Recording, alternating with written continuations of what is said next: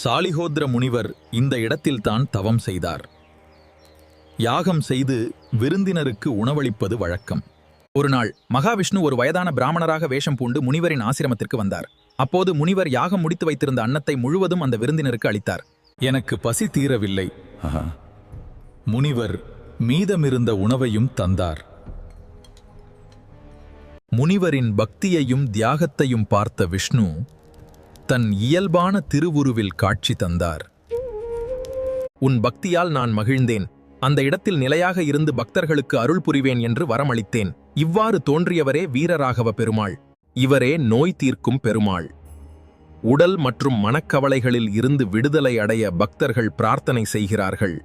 கோவிலில் உள்ள திருத்தணி தீர்த்தம் ஹிருதய பூஷ்கரிணி நீரில் நீராடி பெருமாளை தரிசிப்பதால் நலம் கிடைக்கும் என்று நம்பிக்கை உள்ளது. இது ஒரு தனித்துவமான திவ்ய தேசம். இங்கு பெருமாள் சயன திருக்கோலத்தில் அருள்பாலிக்கிறார். உடன் கனகவல்லி தாயார் வீற்றிருக்கிறார்.